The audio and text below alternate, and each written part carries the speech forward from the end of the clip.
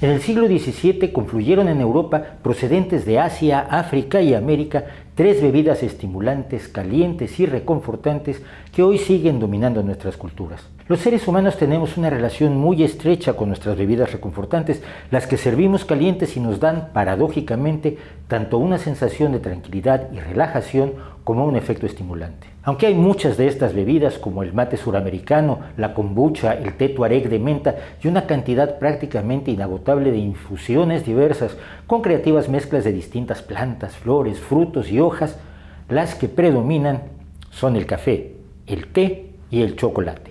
La más antigua de estas bebidas, o al menos de la que hay registros más tempranos, es el té, que fue descubierto en la provincia de Yunnan en China hacia el año 1000 antes de la era común y fue utilizado con propósitos medicinales durante 1600 años, hasta que hacia el año 618 de la era común empezó a popularizarse en China como bebida reconfortante y disfrutada por su sabor.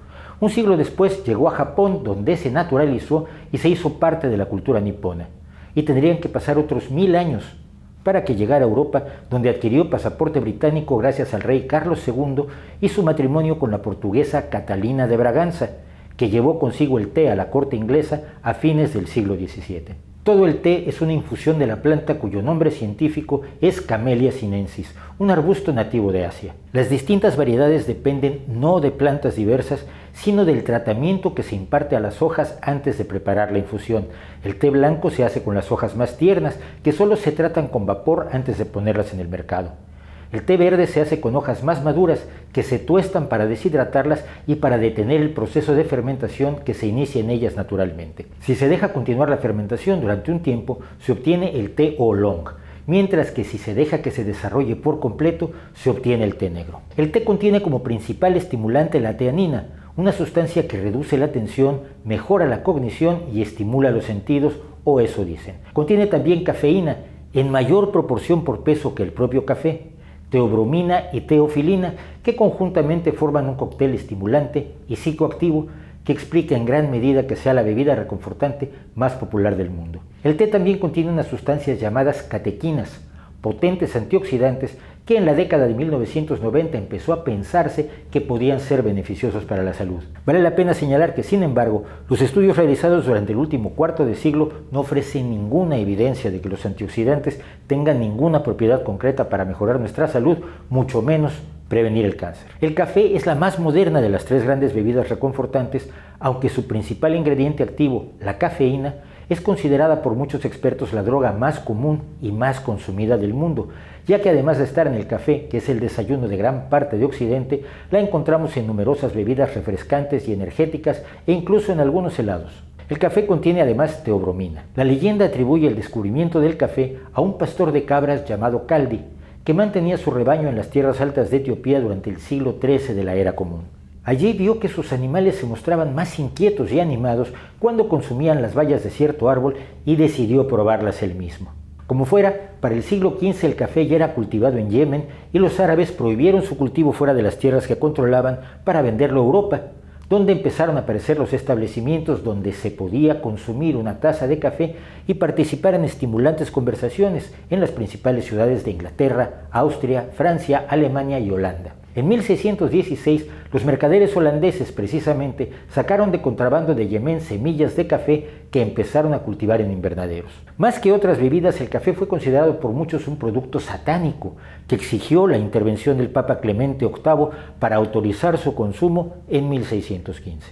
El chocolate era originalmente una bebida esencialmente amarga, obtenida al tostar las semillas del árbol de cacao y luego molerlas, para cocer el resultado en agua adicionada con vainilla aromatizante, algunas especies y a veces algo de chile o maíz molido y alguna miel natural. Puede sonar poco apetitoso, pero resulta que el chocolate, cuya etimología no es clara, por cierto, no era solo una bebida que se consumía por gusto. Si el gusto por el chocolate azteca era probablemente adquirido, como el gusto por el amargor de la cerveza, la energía que impartía al consumidor era su principal virtud.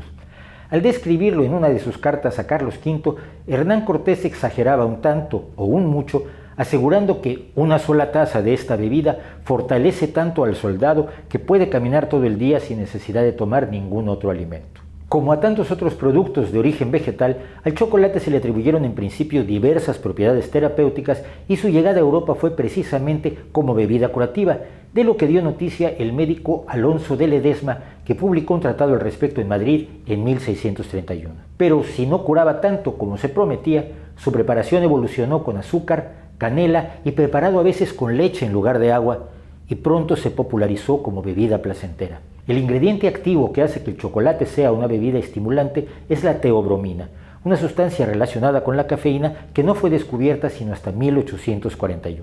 Las tres bebidas llegaron a Europa y compitieron por el favor de los consumidores que habían descubierto los placeres de un estimulante caliente donde antes solo habían tenido cervezas y vinos. En España y Francia el chocolate adquirió personalidad propia, mientras que en Suiza asumió otras formas más sólidas. El café se apoderó del continente europeo y después del americano, con una sola excepción, el Reino Unido, cuyo romance con el café apenas empieza a desarrollarse en el siglo XXI después de 200 años de té.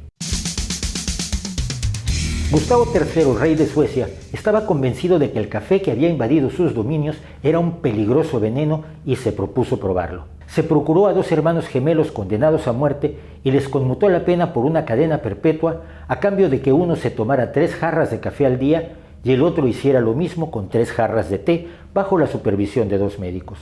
Gustavo III fue asesinado en 1792 y los 2 médicos eventualmente también murieron, mientras los condenados seguían vivos. Se cuenta que el bebedor de té murió primero, a los 83 años de edad, y nadie sabe cuánto tiempo después murió el bebedor de café.